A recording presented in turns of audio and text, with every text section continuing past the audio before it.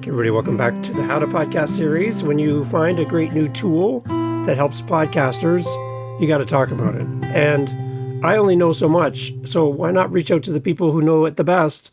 The people who created PodSEO are here on the podcast. I'm excited because I've been playing with this tool. I got so many questions as a new user for PodSEO. I want you to go and check it out today and pull up the screen as you listen to the episode. Because you're going to see things on your own side that you need to check out. You need this tool for your podcast for sure. And Andrea is here with us on the podcast. Excited to have him here. We're going to talk through PodSEO and a little history of podcasting as well. And I'm excited. Andrea, welcome to the podcast. So glad to have you here. Thank you. Thank you, David. Well, first of all, let me present myself. As you told the audience, my name is Andrea. I'm Italian, as you can probably get from my accent. I live in Switzerland, in the Italian side of Switzerland, so everything is sounding Italian here. But anyway, I have a 15 years old or maybe more history related to podcast because I'm one of the founder of a hosting platform that is called Spreaker, Spreaker. It's been around for a while. Now the company is owned and operated by iHeartMedia, but I've been around Spreaker up to 2024. And then I decided to go for another adventure that is PodSEO. That's why we're here. That is a pretty new company and a pretty new tool because we launched in January. So it has few months of life, but it's already adopted by many podcasters, and it's already showing its potentials.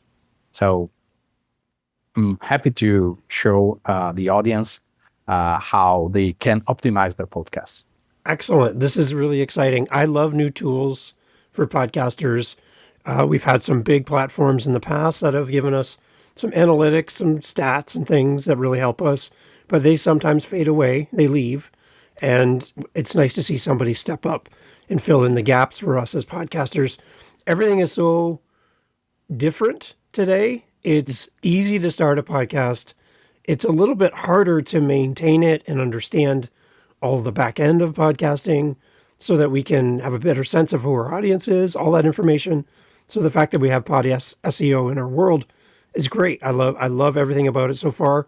Again, I'm a new user. I'm just starting out, but so far, I'm really enjoying how it's all laid out. It's pretty intuitive, pretty easy to understand for a new user, but I'm happy to have you here to kind of walk us through this.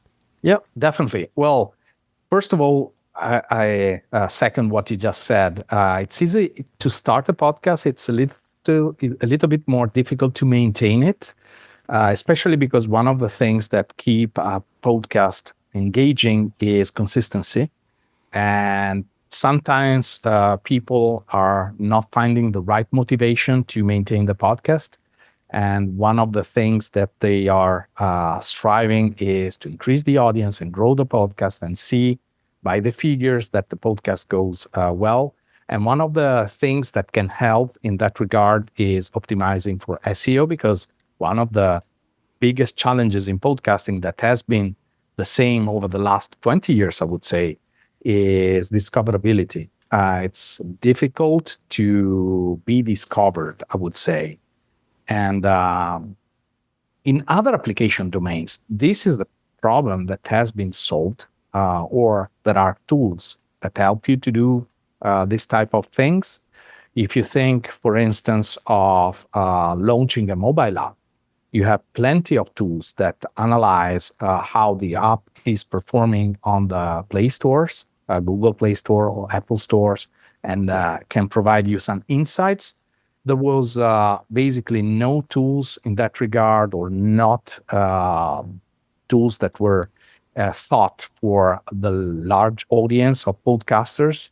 That, besides the few production companies that are out there, they have budget that are very heavy, let's say, can invest in other media. For instance, they can purchase billboards on Times Square to promote their podcast. Besides those companies, the podcaster community is made out of thousands or hundreds of thousands of independent podcasters that need tools that are affordable and that can help them understand where to get their audience. PodSEO is one of them. Let's say. Okay. So you are on through PodSEO. What are some of the high level things that we can get access to that we're going to see through PodSEO that we might not see through our podcast hosting site, where we host our files and send out our podcast? How does PodSEO complement what we see from our hosting site? Well, first of all, everything that is related to the listening application that is not merely the amount of downloads. Most hosting platforms are giving you insights on the amount of downloads, maybe on the sources where the downloads are coming from, the applications like Apple Podcasts, Spotify, or maybe websites or specific podcatchers. This is what normally podcasters rely on to try and see how they are getting their audience, or if they are increasing or decreasing. But they do not give necessarily insights on how the podcast is visible from the listening applications. And this is where PodSEO is completing, let's say, the statistics that you get from the hosting platforms. For instance, if you have a podcast like you do, the How to Podcast series, you do not necessarily know what are the keywords that make your podcast available on the listening platform. For instance, if you don't have tools like PodSEO, how can you know what is the keyword that you rank number one on Apple Podcast? It's either you go on Apple Podcast and try hundreds or 100,000s of keywords a day, or you get some tooling in order to get this information. For instance, your podcast, I'm seeing PodSEO in front of me, is ranking number one for Curiosity Ignited on Apple Podcast. This is your top keyword, let's say. Wow. Does not necessarily mean that people are going to find you for that keyword, because the keyword needs to be appealing also to your audience. So if your audience is likely to search for Curiosity Ignited, then perfect, you're already number one. But there might be other keywords that can be improved, and your audience is likely to search. And that's what PodSEO can help you with. So probably the audience is not seeing what I am seeing, because it's difficult to describe. But just for the sake of helping you with the conversation, I'm sharing my screen. Yes. David, can you see my screen at the moment? Yes, I can. Yep. So here you see, for instance, that Curiosity Ignited is result number one on Apple, or if we want to see what's the result number one on Spotify, well, if you search for podcaster community, if you search for guest booking, if you search for series recommendation, you get your podcast as the first result on the platform. And one of the things that you might want to do is focus on the keywords where you're not already first and see if you're able to optimize them. Right. For instance, podcast hosting, that for an educational podcast like yours might be a keyword that an audience is likely to search for. You rank number two on Spotify. So if we can track this keyword and put it in the backlog of keywords that we want to try and optimize. We have other platforms. We have Amazon Music and we have YouTube Music. We are trying to compute everything behind the scenes, even without asking the podcaster to do any modification in the tool in order to get the results. This is not trivial because from our point of view that we see basically the RSS feed of the podcast, we're unable to match each and every podcast distribution platform. For instance, YouTube. The YouTube Music link can be inferred if the author of the podcast and the title of the podcast are exactly the same. And then we can match it and show the podcast here in the platform. right when you enter the platform and you select your podcast. If the podcast has a slightly different title, it's useless for us to try and do the match because we can generate false positives that are not something that we want. Right. But basically, you can go, like in your case, we haven't found your podcast on YouTube Music, but it does not necessarily mean that it's not on YouTube Music. You can enter your link here. There's in the podcast details section, there's a distribution widget where you can click edit and add your YouTube Music link. Okay. And this is where you can complement what we are able to find ourselves with additional information that you and only you have about the podcast. But let's go back a little bit into the keyword world, because this is where you find your low-hanging fruit for optimizing or find new keywords that you might be interested on.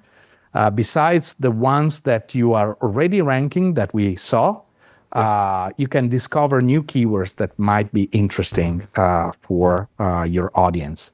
You can either search for the keywords here, or you can ask AI to suggest you some keywords that are worth optimizing.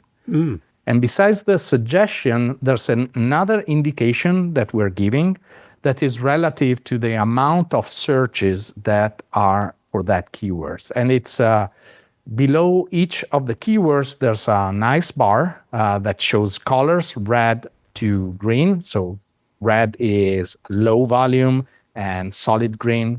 Green is high value. There are several ranges, let's say, that give you an idea on how often people are searching for those keywords.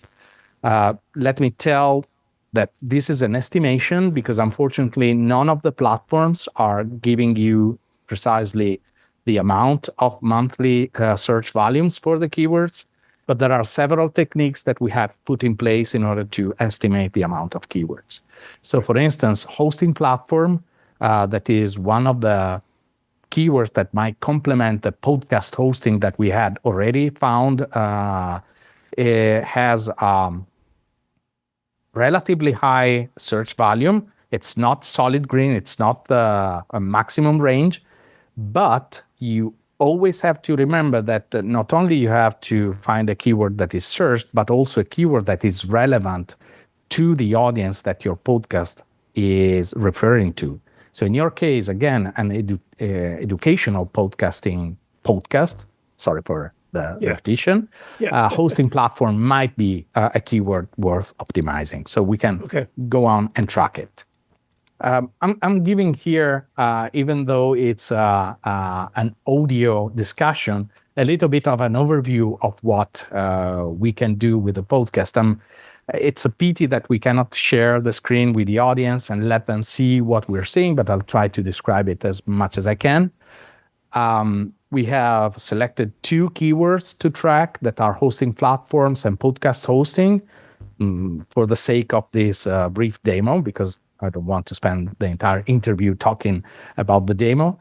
But once you have found a few keywords that you want to optimize, you can see how your podcast is behaving for those keywords over time. On Apple Podcasts, first of all, keywords are specific to the platforms. So keywords that have a certain performance on Apple have a different performance on Spotify, because the search engines that are behind the 2 platforms are different. I will give you a couple of examples in a moment. So always remember that the keyword world is platform specific. So podcast hosting, we saw that your podcast is result number 2 on Spotify. We have a small icon below the top label that shows which are the top podcasts behind those keywords. So the first one is Dark Horse Podcast, Brett Weinstein and Heather King. Nice. This is the first one that ranks for that specific keywords. And then there's yours, and then there are others. You have other indication in the keyword tracker widget. Let's say it's not a widget, it's a section. That is the volume of the keywords. We have already explained it. It's an estimation of the amount of people that are searching for the keyword. And then we have popularity. Popularity, it's a figure in a scale from 0 to 100, and is basically referring to the amount of podcasts that populate that keyword search. If you search for podcast hosting on Apple, you get a certain amount of results. If it's not the complete set, meaning that the maximum amount of results that Apple is giving means that the space is not complete, let's say. So the keyword is not shared with a lot of podcasts, and this is the popularity. But probably even more important to the SEO optimization work is the difficulty. The difficulty, that is in a scale from 0 to 10, gives you an idea on how difficult it would be to rank for that keyword. And the idea here is that if the first position of that keyword that are already occupied by podcasts that are a lot visible, like the ones that are in the top charts or the ones that are in the editorial content curated by Apple, Spotify, or Amazon Music, then it's going to be more difficult to rank for that keyword than if the keyword is shared by podcasts that are not that popular or not that visible. And what are the things that you can do in order to try and optimize for the keywords? Well, first of all, you can ask AI to give you some hints. There's an SEO analysis section in our product that is an AI-generated set of suggestions. As everything that has to do with AI, it has to be taken with a grain of salt. We all know that AI can make mistakes, but it's not as simple as if you were asking ChatGPT, hey, what can I do with my podcast? Because there are several prompts that have been designed and optimized by us in order to give you those suggestions. Okay. It's visible that your podcast is managed by a podcast expert because you are already benefiting from one of the most popular suggestions, that is giving the podcast title a tagline. Your tagline is Revolving Guest Co-host Podcast Tips and a Community for Podcasters. This is a great place to place keywords because the title is considered a lot by the search engines of the platforms in order to make your podcast discoverable. But there's not only the title that is a great place, there's also the author. The author field is less used, let's say, or less known. In your case, forgive me, but I don't remember. Well, your podcast author is Dave Campbell. That's your name, Ontario, Canada. You probably might be ranking for Ontario if we were searching for the keyword. Because this place is a place that is highly considered by some hosting platforms in order for your podcast to rank. There are several things that are analyzed by the SEO analysis in order to try and suggest you some modifications. The title is one. The cover art, that is very important, especially if you think that the cover art is normally shrank to a thumbnail size. The description of the podcast and the episodes are also quite important, both the titles and the descriptions. Here, we are considering the last 4 episodes and give you suggestions that should be considered as a sort of indication for the future episodes that you are about to release. But not only that, also the back catalog. Well, your specific content is an evergreen content because being an educational podcast is evergreen. But consider, for instance, the daily podcasts that are talking about news. The Right. back catalog is basically useless because no one is listening to a month-old news, right? No. So this is a place that you can go and insert some keywords. If you have a tagline that you repeat in the episode titles, for instance, obviously it still needs to be read by a human being. So it needs to be appealing for a human being. So not a list of keywords. But Right. if you have a few keywords prefix, let's say, for your titles, that's a great location to place those keywords. Okay. So that's in short how you can perform modification to your podcast RSS feed in order to try and increase the amount of or not the amount, the ranking for keywords, and taking into account that a lot of people, there are some studies and some estimates that give a figure that is 40%. 40% of the new content is found while searching in the listening app. So this is definitely an area that should be covered. 40% is finding new content by searching for keywords, but 70% are finding new content searching in the app. The difference is that 30% are searching for the exact title that they heard somewhere else. But definitely, the subscriptions to the RSS feed happen more often than not in the listening apps. So cover this area if you want to grow your podcast. So the idea around search in listening apps like Apple, Spotify, Audible, there's a conversation happening in podcasting that it's not the most robust, great search results in those apps compared to Google, YouTube. But I did have somebody recently who went to Apple. They typed in how to podcast, 3 words. I was one of the top results. They listened to an episode and came and followed the show. So it's right there in the name, right? So the name of your show is very important for the people listening, right? And, yes. We want to make sure we have a name that people would be anticipating that they would be searching for. So if I had the Dave Campbell podcast, probably not the best search results because nobody knows who I am.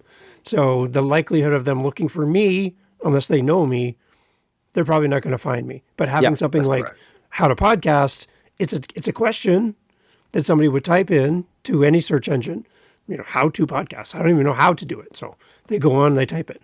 So the fact that the question is in the title is helpful, but I'm seeing as I watch you take us through the screens, a lot of opportunities for me to make it even better. So I like this for the tools. Yeah, definitely. I mean, the title is probably the most efficient way to rank for keywords, hence to be found by people that are typing the words in the search. But again, the author is a very good location. The description, and if you remember, I told you different platforms treat different fields in a different way. The description is considered by Spotify, but it's not considered by Apple, for instance. So take that into account. That obviously, if you find some keywords that do work, you want to put them in the description in order to cover the Spotify listeners, but do not expect a lift on the Apple. So on the Apple, you might benefit from author or old episode titles and old episode descriptions. Okay. There's another place that I wouldn't go and optimize specifically, that is the exact content of the podcast, because take into consideration that platforms are transcribing your content more and more. So this is yet another place to place keywords, but you don't, I mean, take the discussion of today. I don't want you to be fed with some keywords before the interview simply because you have to say the right words in order for your content to rank better. I mean, the content is king, so the content should remain untouched because you don't want to optimize the content for the keywords. But what you say in your podcast has an effect on the listening platform search engines. Okay. when we go to the dashboard, when we first come on, I'm seeing some graphs and some things on here, like the Pod SEO rank within the last 10 days. Can you explain this graph and what does this represent? Yeah, that's a great question. Thank you for asking it, because the PodSEO rank is not something that is industry adopted. It's something that we have introduced.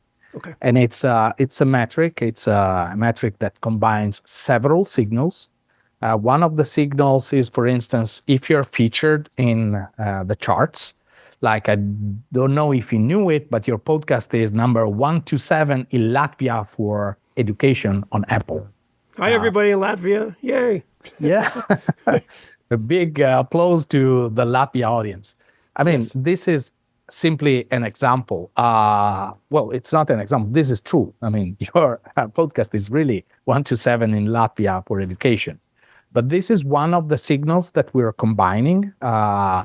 We are also combining whether or not your podcast is featured in the editorial list of Spotify or Apple. And probably most important, we are considering how your podcast rank for keywords, and not only that, but also who are the other ones that are ranking for the same keyword. The idea is that if you rank for a certain keyword in a high position together with a very popular podcast that maybe is number one in the charts, then you get a higher push, a higher lift on the PodSEO rank than if you're ranking with a podcast that is not that visible or not that popular.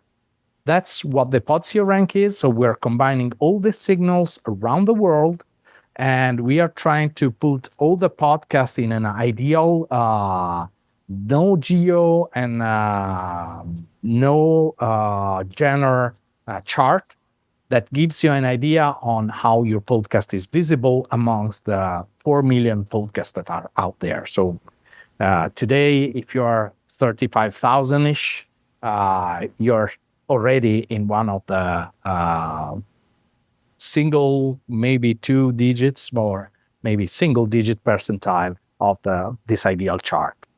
Wow. Okay. And then I'm seeing too, like that ranking chart it's got the blue line. It's got like in the thousands on the left, and then it has dates across the bottom. What exactly is that on the top left there? You mean this one? Yeah, that chart. Yeah. What does that chart represent then? It's your PodSEO rank over the last 10 days, so that you can see how the trend is. So basically, in this example, the rank on April 6th was 50,000, more or less, and the rank today is 36,000. Does not necessarily mean that there has been something going on specific to this podcast that helped ranking. It might be that other podcasts have done something else. So take that into consideration. But it gives you an idea on how your visibility is performing.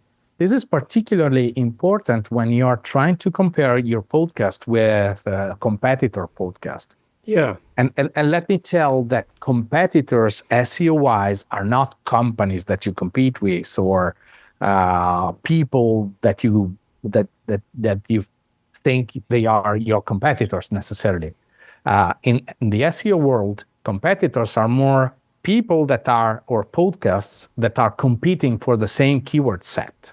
Right. For instance, in the tool, if we go to competitor discovery, some shows are presented, and the shows that are presented here are the ones with whom you are sharing an amount of keywords. For instance, on Apple Podcast, the first show that is presented for the How to Podcast series is School of Podcasting. And this is merely an effect of ranking for keywords. So there's not an editorial team that goes there and searches for each and every podcast what are their potential competitors. If we track this podcast, for instance, then we can go into the competitive scenario and see the graph that we were seeing before for both the podcast in a longer time span. So, for instance, now we see from March 17 up to yesterday, what is the behavior of the PodSEO rank for the two podcasts, and they are compared.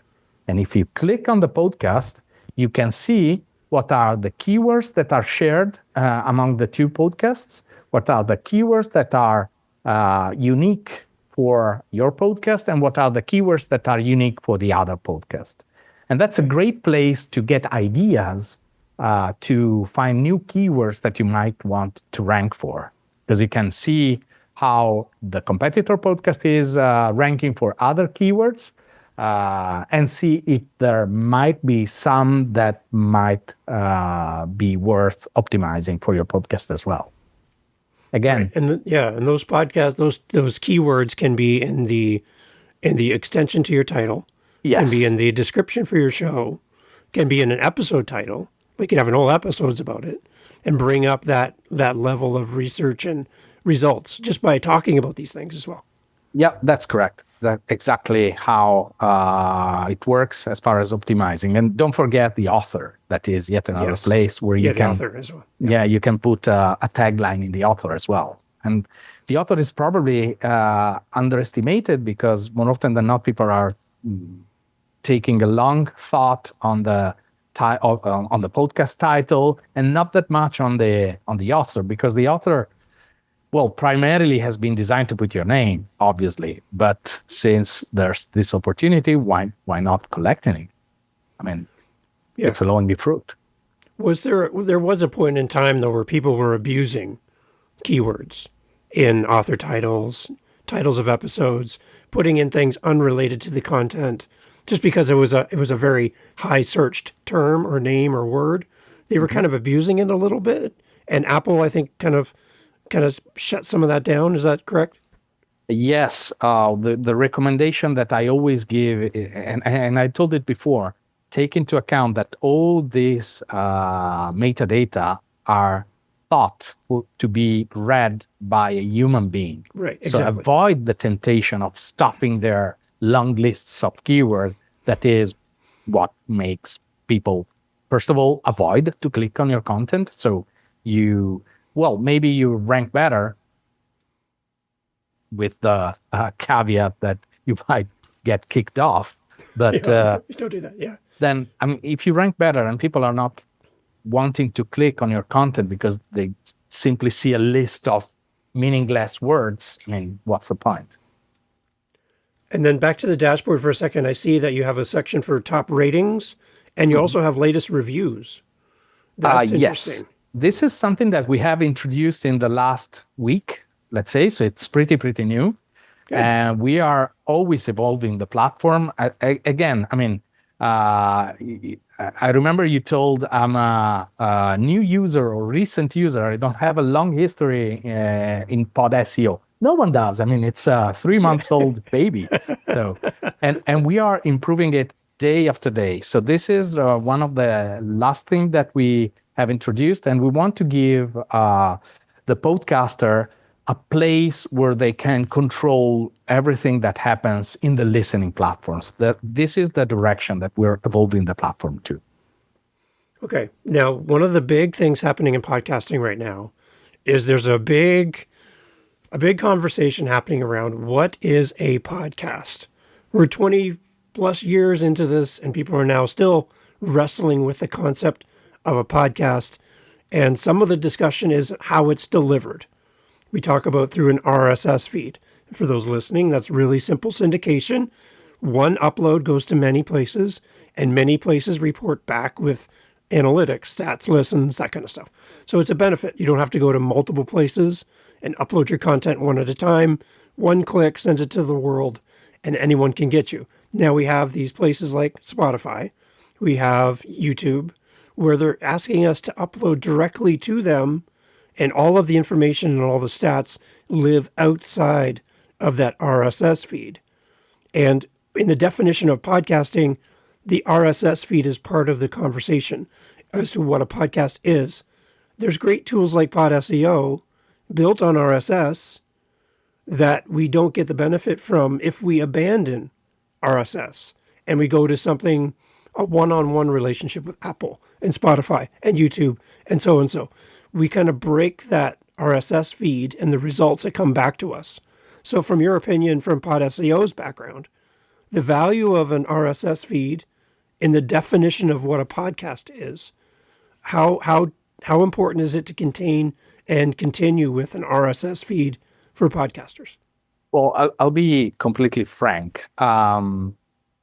Obviously, in my opinion, but that's my opinion, the RSS feed is a powerful syndication tool. It allows you, as you said, to have one controlling piece that you can go to and see everything that happens. It's not dispersed. But I have no crystal ball to forecast what the market will look like in the next years, because the companies that you have mentioned, mainly Spotify, YouTube, especially YouTube, they have a great equity in terms of being known. So they might decide to do a disruptive change in the market. Obviously, it comes with pros and cons, as everything. If this is the case, I'm sure that we all will adapt. But currently, in 2025 or first quarter, second quarter of 2025, I would say that the RSS feed is still the bet to take if you want your podcast to have success, because there are no such moves in the horizon yet. So it's useless to go or to think that a podcaster will distribute on each and every of the platforms simply because they are asking for it. Human beings tend to be conservative. There's for sure a lot of inertia. So, and again, this is my opinion. I don't have the crystal ball, so don't blame me if this happens tomorrow, because I don't have the tools to forecast the future. Otherwise, I would have purchased Bitcoins 10 years ago, probably. But unless they are doing any disruptive change that has these advantages, I don't see this becoming into effect anywhere soon. But again, that's my opinion. It's much more convenient for a podcaster to stay with the RSS syndication because then you can go into your hosting platform and see all your stats instead of going to each and every platform and pull the data and combine them with, I don't know, AI-powered Excel capabilities or whatever. And then you would have to maintain, whenever you drop an episode, the relationship with platform 1, platform 2, platform 3. The workflow, I mean, it would be extremely disappointing from a podcaster's point of view. And especially for the largest set of podcasters, I mean, the independent ones, it might become unbearable. I mean, many of the podcasters are doing it as a secondary activity. Maybe they have a book and they are complementing it with a podcast, or maybe they have a set of courses complemented with a podcast. And, you know, they don't have a day or a producer to hire in order to distribute the podcast that they are maybe releasing daily. Can you imagine spending 2 hours a day just to syndicate the podcast? It's going to be quite difficult. Yeah. And so my question around the definition of podcasting would be for someone who, say, for example, and I'm totally fine with any of this definitions, because really it's the user that defines podcasting in the end. We're not going to get angry with a user who calls something a podcast that maybe traditionally we wouldn't call a podcast. That's not important. The user is going to define what that is. That's fine. But if somebody has a YouTube channel, does not have an RSS feed, and comes to PodSEO, will they be able to use PodSEO without an RSS feed? Well, with limitations, meaning that if they do not have at all an RSS feed, first of all, they are probably cutting out a lot of their audience, because again, into the podcasting definition, I agree, it's the user that defines what the podcast is. But can you imagine people listening to a podcast with a mobile phone on their hands, with the screen always on, and simply because YouTube wants this? If you have a video, you might go into YouTube Music that allows you to listen also in the background. But more often than not, people are using Apple or Spotify or maybe another podcatcher, and you're cutting out all this potential audience. So as long as there is this type of audience, you might define even a YouTube video with a static screen, a podcast. But let's face it, I mean, it's a non-efficient way to distribute your podcast because you're not appealing to the entire audience. And as of today, it's not what companies decided, it's what users decided that a podcast is and how a podcast is consumed. There have been attempts in the past to go for a single distribution. Spotify has done it. I mean, the Spotify originals. Right. That's okay. But then it appears to me that they changed their mind after a certain period of time. They decided, well, they did a massive layoffs 3 years ago. They shut down many production companies that they had purchased because apparently it was not that much of a convenience in terms of money because you cannot control the human beings, luckily. Not yet, let's say. Yeah. Interesting. Let's go back to the main page on PodSEO. On the left-hand side is the menu. Is there anything else that we haven't talked about that's really important that we should bring a highlight for a new podcaster signing up with PodSEO that they should know about on that left-hand menu screen? Yeah, well, there definitely is one that is the timeline that is showing both for you and the competitors that you have identified what you're doing with your podcast. There's a blue dot for each of the days that an episode is released. And in your case, it's bi-daily, more or less, I would say. Yeah. If you hover over the dot, you see the title of the episode that has been dropped on that day. And here you would see if you had changed anything in your metadata, a vertical bar describing what the change was. So for instance, if one of your competitor had changed the episode, not the episode, but the podcast title, you would see it here. The podcast description, you would see it here. The author, you would see it here. So that you can do a correlation. If you see a spike in the PodSEO rank, what was it? It was probably a change in the metadata of the podcast. Interesting. All right. So you're seeing frequency. You're seeing release dates, right, for the calendar over here. Okay. Exactly.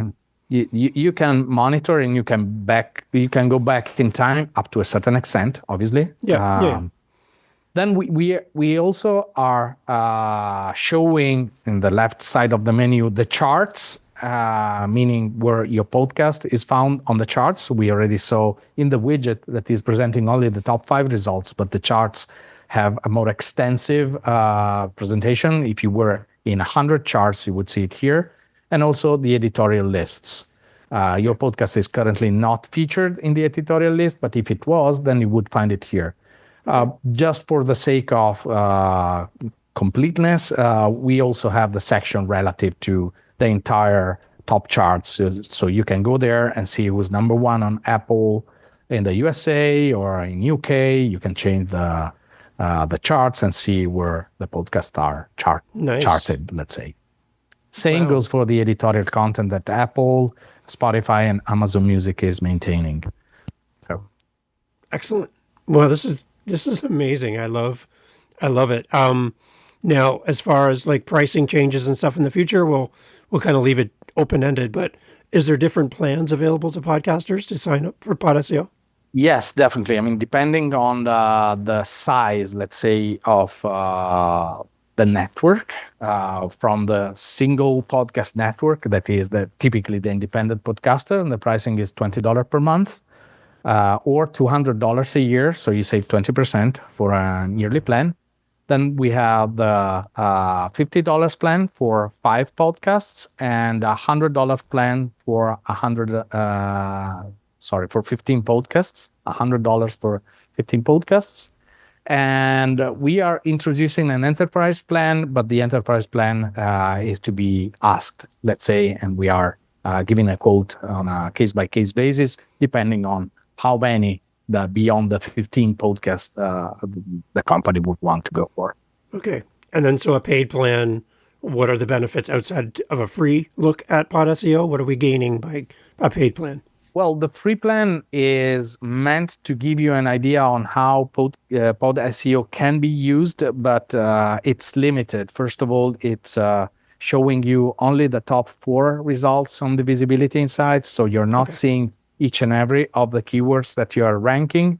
It's allowing you to track one competitor only, whilst the paid plans allow you to track more, and a few keywords, whilst the paid plans allow you to track more keywords. Okay. You mentioned that the reviews are nice. I love that. They're new to PodSEO. In your crystal ball that you mentioned, anything that you would dream about in the future, whether or not they happen, that's up to, that might happen, but anything else that you're curious about that would really help PodSEO for the podcasters? Well, one of the, I'm not sure if it's answering your question, because it's more about what we plan to do as far as PodSEO is concerned. First of all, there's an SEO expert in PodSEO that we probably should give a little bit more prominence, because not a lot of people notice there's a nice lady that we called her Lucia. And you can ask Lucia what I can do with my podcast, like and I'm doing it in real time. What are the keywords that you suggest me to optimize? And Lucia is going to answer with her insights, let's say. Wow. Again, it's an AI assistant, but it's fed with the knowledge base that we have created. And it's showing you the top 10 keywords that might be interesting for your podcast. The first one is podcasting tips. Right, my name. Yeah. Yep. And you can ask her whatever you want.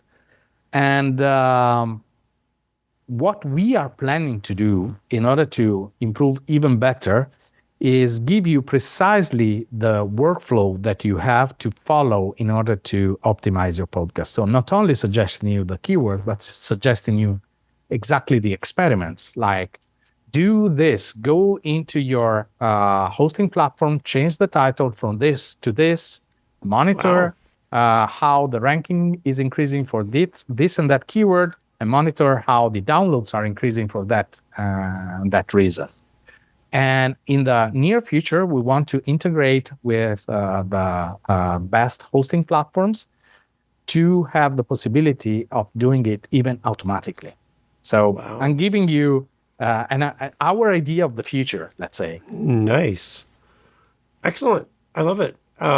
We found that more often than not, people are a little bit stuck when it comes to understanding exactly what they have to do. So this is the problem that we want to solve in the near future.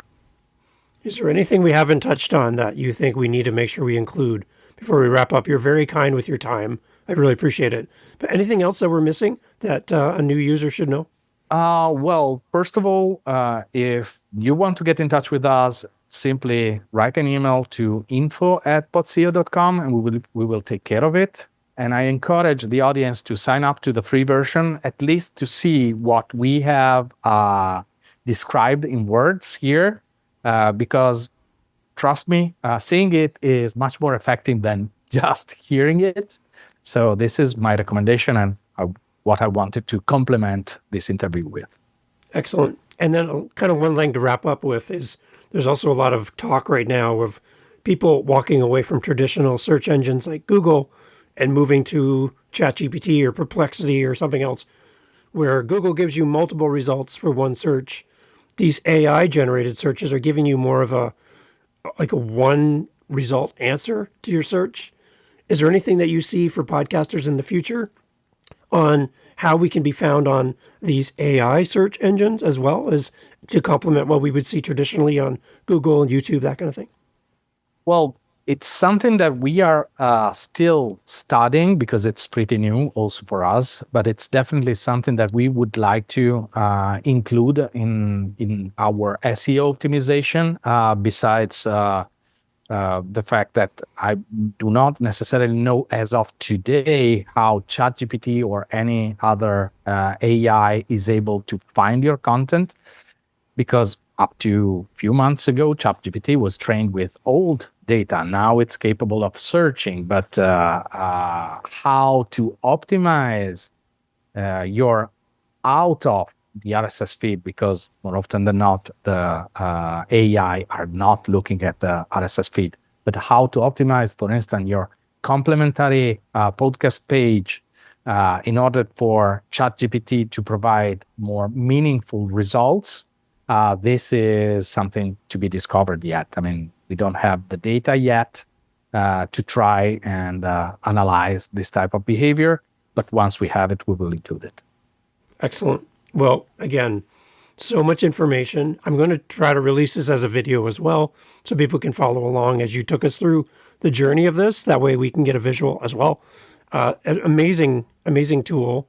And to be one of your first interviews to talk about the tool as on a podcast makes me so happy and honored that you would make time to do this. So would love to have you come back in the future as PodSEO kind of grows up and matures and new things happen. I'd love to have you come back. So keep us in mind, and we're going to keep promoting this to our audience and our community and walking them through this. So if you're listening to this and you need some help, definitely reach out. We'll walk you through it and get your stuff all set up with you, and you can join up with PodSEO. It's a great site. Thank you very much, David. Thank you also for your time. And definitely we'll stay in touch so that every new feature you will be informed. And whenever we have collected enough to record another episode, more than happy to be a guest in your show. Excellent. Everyone, all the information as always for PodSEO in the show notes. I would love for you to go there today, get your free account, get signed up, go play with all the buttons. You're not going to break anything, but you're going to see a lot of interesting things. And all of that talk that we have about getting SEO for our podcast, a lot of opinions. Let's move beyond opinions to an actual tool that will give you the results that you're looking for. I think PodSEO is a great tool for all of us. And I would encourage anyone listening to go sign up today and get your name in there, get your podcast on, and start looking at it. I think you're going to learn a lot. And the PodSEO team is great. Reach out to them through the website. I'm sure they'd love to help you as well. Thank you very much, David. Hey, thanks for being here. Thank you for listening to the end of the podcast. You're here with me. I'm so grateful. I want to put something in front of you. For the person that's listened this far, you're my new best friend. So what I'm trying to do every month is I have a goal, and you can help me with this goal. Very simple. What I'm trying to do is have 5 conversations this month with listeners of the How to Podcast series. You don't have to have a podcast to respond. This can be the first time ever that we're going to have a conversation, but I'm looking to talk to 5 people. Now, you're still here, so you're one of the people that I would love to talk to next. So on my howtopodcast.ca website is a calendar, and I'd love to have you respond on howtopodcast.ca. Just click the calendar link, set up time in my calendar, and in the comments section for the meeting, just put something like listener. That's it. If you have a show, put it in the comments too so I can go listen. But if you don't, I just want to talk to 5 listeners every month from now to the end of the month. So if you're listening to me right now, you're the person I want to talk to. And through howtopodcast.ca, you and I can get together, chat about the show, chat about your journey as a podcaster. Where are you at? What do you need this show to become for you? What's missing? Your feedback. I just want to meet you.